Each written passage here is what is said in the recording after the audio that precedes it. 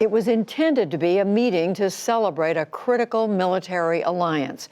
But as special correspondent Ryan Chilcote reports from London, it was instead divisions on display.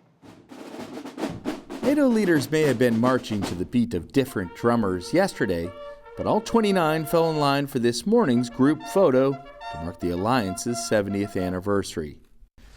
Pretending NATO is a happy family was never going to be easy, though, after yesterday's public airing of grievances and this private conversation caught on camera among the Queen's daughter and the leaders of the UK, France, the Netherlands, and Canada, in which Prime Minister Justin Trudeau appears to mock the president.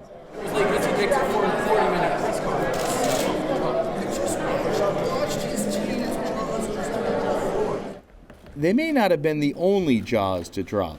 In yesterday's meeting, the president openly questioned whether NATO should defend countries that don't pay their fair share on defense, while adding Canada was, in the president's words, only semi-delinquent. This afternoon, the president was asked about the candid moment during a meeting with German Chancellor Angela Merkel. Well, he's two-faced.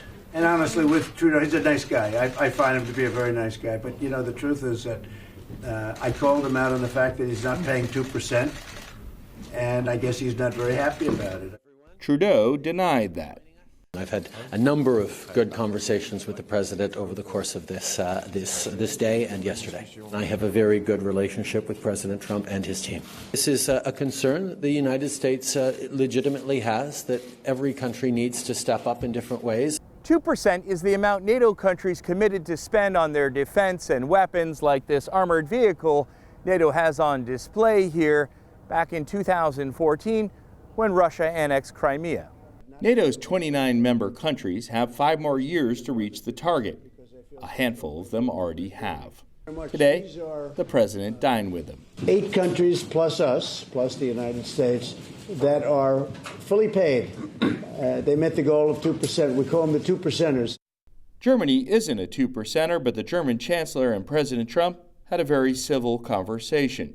Trade did come up. It's been a little tough for the United States. We've had a very bad imbalance for many, many years, for decades actually, and we're discussing that right now. President Trump also had an unscheduled meeting with Turkey's Prime Minister Recep Tayyip Erdogan, at which news cameras were not present.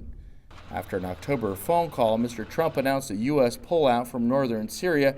Turkey then invaded, and Mr. Trump threatened Erdogan with economic ruin if he went too far. Mr. Trump spoke later. We pulled our soldiers out. We took over the oil. We have soldiers where the oil is. That's the way I like it. And they can police their own border, and that's what they're doing. They can use other countries if they want to spend the time and energy. After 2 days and well over 2 hours of impromptu press conferences, the president tweeted that he'd done enough and canceled a formal news conference.